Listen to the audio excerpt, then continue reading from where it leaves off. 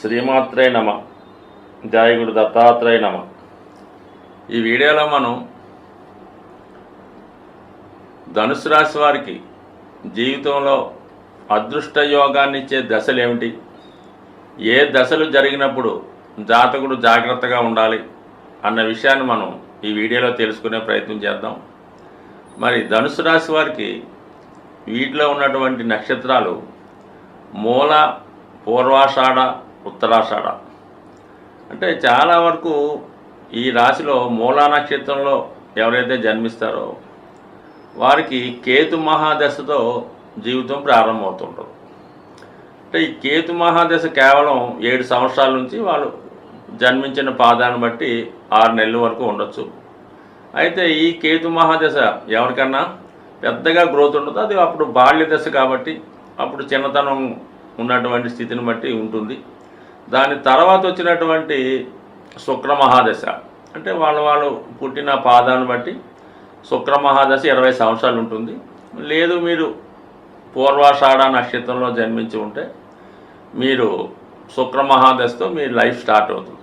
అంటే ఈ నక్షత్రంలో జన్మించిన మరి ఎక్కువ శాతం బాల్యం అంతా, ఎడ్యుకేషన్ టైం అంతా కూడా శుక్ర మహాదశ నట్టం వల్ల జాతకుడు అతి గారాభం వల్ల అయితేనే, చిన్నప్పటి నుంచి ఏ లోటు లేకుండా పెరగడం వల్ల అయితేనే చాలా వరకు మరి ధనం విలువ తెలియపోవడం వల్ల చాలా గొప్ప తెలివైనటువంటి పండిత వంశంలో జన్మించినప్పుడు కూడా వీళ్ళకి ప్రారంభంలో పెద్దగా ఎడ్యుకేషన్ మీద పెద్ద ప్రతిభ చూపించలేకపోతుంటారు.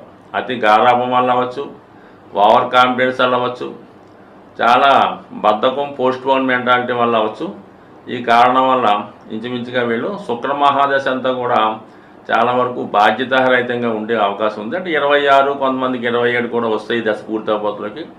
సో ఏదైనప్పుడు కూడా ఎంబటినే వచ్చినటువంటి రవి మహాదశ అది భాగ్యాధిపతి దశ అవ్వటం వల్ల మరి ఏమాత్రం వీళ్ళు కష్టపడినా ప్రస్తుతం ఉన్న పరిస్థితిని బట్టి ఇంచుమించుగా మీకు వీళ్ళు జన్మించిన పాదాన్ని బట్టి 23, 24 సంవత్సరాల నాటికే ఏదో ఒక ఉద్యోగంలో చేరిపోవడం జరుగుతుంటుంది. అంటే చాలా వరకు వీళ్ళ బాధ్యత అంతా అప్పుడే రవిలో తెలుసుకోవడం, వెంబటనే ఉద్యోగంలో చేరిపోవడం, దానివల్ల ఇమీడియట్గా ముందుకు వెళ్ళిపోతుంటుంది.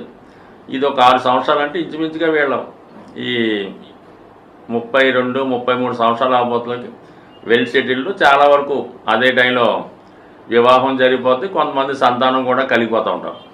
సో సెటిల్ అయితే ఆ విధంగా ఉంటుంది.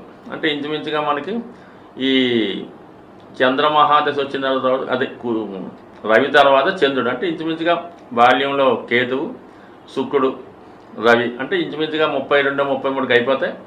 దాని తర్వాత వచ్చే చంద్రమహాదశ ఒక విధంగా వీటికి అష్టమాధిపతి దశ అవ్వటం వల్ల చాలా వరకు జాతకుడికి విదేశీయానం కానీ, దూర ప్రాంతం కానీ, లేదంటే కొంతవరకు వేరే ప్రాంతంలో ఉద్యోగం చేయడం కానీ, ఇలా 10 సంవత్సరాలు మాత్రం జాతకుడు కొంత స్ట్రగుల్ పడే అవకాశం ఉంటుంది. అంటే చూసిన వాళ్ళకి బాగానే ఉన్నప్పుడు కూడా అనేక రకాలుగా ఇబ్బంది పెడుతుంటుంది. ఆ టైంలో కొంతమంది ఉద్యోగం మారుతూ ఉంటారు.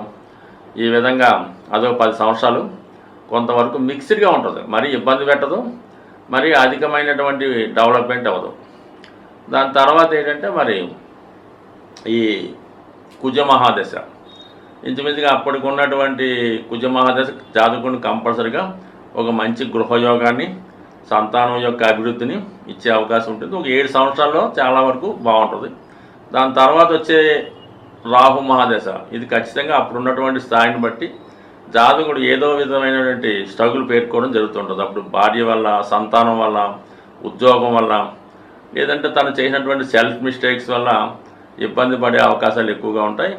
అదొక 16 సంవత్సరాలు ఉంటుంది. అంటే ఏ విధంగా ఈ ధనుసు రాశిలో ఈ మూలలో పుట్టిన, పూర్వాషాఢంలో పుట్టిన, అంటే ఉత్తరాషాఢకి మళ్ళీ వేరుగా ఉంటుంది.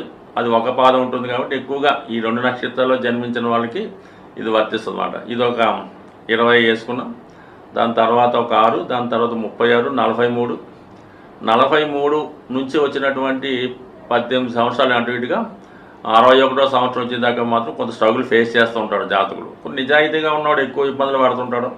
అటు ఇటుగా సర్దుకుపోయి ఇంక వేరే కారణం వల్ల, అంటే సాధారణంగా ధనుసు రాశి వాళ్ళు చాలా నిజాయితీగా స్ట్రైట్ ఫార్వర్డ్గా ఉంటారు. ఆ కారణం వల్ల కొన్ని చికాకులు అంటే ఇంచుమించుగా 60, 61 దాకా ఈ రాహు ఇబ్బంది పెడతాయి. దాని తర్వాత వచ్చే గురుమాదశ అద్భుతంగా యోగిస్తుందన్నమాట. అంటే సాధారణంగా ఈ ధనుసు రాశి ధనుసు లగ్న జాతకులకి ఆఫ్టర్ రిటైర్మెంట్ 60 సంవత్సరాల తర్వాత చాలా వరకు అటు ఆధ్యాత్మిక రంగంలో ఉన్న, న్యాయవాది వృత్తిలో ఉన్న, ఉపాధ్యాయ వృత్తిలో ఉన్న లేటుగా రికగ్నేషన్ వస్తుంది, లేటుగా ధనాన్ని సంపాదిస్తారు, లేటుగా సుఖపడతారు. అంటే అప్పటికే సాధారణంగా పిల్లలది బాగా సెటిల్ అయిపోయి ఉండడం వల్ల పెద్దగా ఆ బాధ్యతలు ఉండవు. జాతకుడు ఇంచుమించుగా 76-77 సంవత్సరాల దాకా ఈ విధంగా ఈ గురు మహాదశ బాగా యోగించి జీవితంలో స్థిరపెడుతుంది.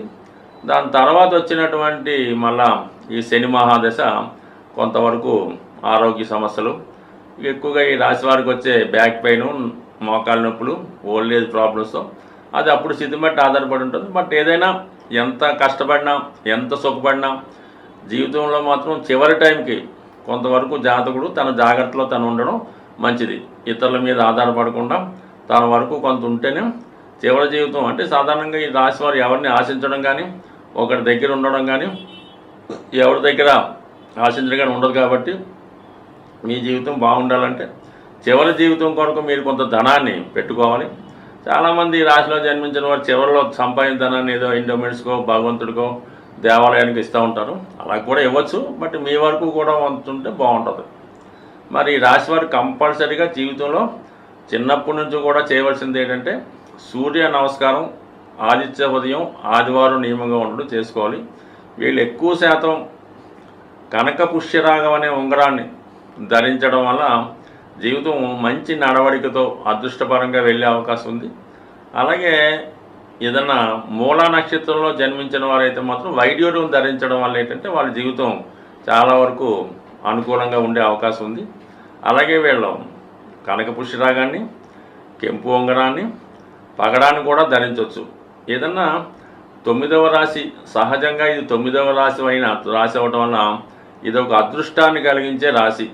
ఈ కారణం వల్ల ఏంటంటే వీళ్ళ జీవితంలో 100% ఎంత స్ట్రగుల్ పడినా దైవాన్ని, ధర్మాన్ని గట్టిగా నమ్మడం వల్ల జీవితంలో బాగా స్థిరపడే అవకాశం ఉంటుంది. అయితే వీళ్ళ లైఫ్ అంతా కూడా పోరాడినట్టే ఉంటుంది. ఏదో ఒక సమస్య ఎప్పుడూ ఉంటుంది. సొంతంగా కాకుండా తన కుటుంబం కోసం, తర్వాత మరి ఏదైనా సంఘం కోసం, సొసైటీ కోసం, ఈ బాల్యం నుంచి చివరి దాకా కూడా ఏదో ఒక క్రైసిస్, ఏదో ఒక ప్రాబ్లం ఉంటుంది. వీళ్ళు ఇతరుల కోసం ఎక్కువగా కష్టపడడం వల్ల ఏంటంటే చాలా వరకు జీవితం ఈ విధంగా సాగుతూ ఉంటుంది. బట్ ఏదైనా ఒక సంఘ సంస్కర్తగా, ఒక పబ్లిక్కి ఉపయోగపడే వ్యక్తిగా, సంబంధం లేకపోయినా ఎక్కడైనా అన్యాయం జరిగినప్పుడు అక్కడ పాల్గొని వాళ్ళకి న్యాయం చేసే దిశగా వెళ్తూ ఉంటారు. సో ఏదైనా ఈ ధనుసు రాశి వారు భగవంతుడిని ఎంత గట్టిగా నమ్మితే అంత మంచిది. వీళ్ళు నిరంతరం విష్ణు సహస్రనామాన్ని పారాయణ చేయడం, అలాగే ఎక్కువగా అవకాశం ఉన్నవాళ్ళు భగవద్గీత చదివి దాంట్లో సారాంశాన్ని మీరు తెలుసుకుంటే అందులో చెప్పినటువంటి ప్రతి విషయం కూడా మీ జీవితానికి అతి దగ్గరగా కనబడుతూ ఉంటుంది అన్నమాట. మీ భగవద్గీత విషయాలన్నీ కూడా మీ జీవితంలో జరిగినట్టు కనబడుతుంటాయి. అదొక్కసారి చదవడం వల్ల మీకు కంపల్సరీగా మీ జీవితం ధన్యం అవుతుంటుంది. చాలా వరకు ఏంటంటే ఉత్తమైనటువంటి వ్యక్తులు లాంటి వాళ్ళు ఈ లగ్నంలో, ఈ రాశిలో జన్మిస్తూ ఉంటారు. అయితే మీరు ఎప్పుడూ కూడా నిజాయితీగా వెళ్తూ భగవంతుడు ఈ విధంగా మనల్ని నడిపిస్తున్నాడు అనుకున్నప్పుడే జీవితం హ్యాపీగా, సాఫీగా సాగే అవకాశం ఉంది.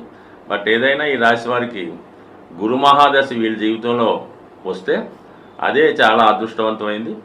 అలాగే రవి కుజ దశలు కూడా యోగిస్తాయి.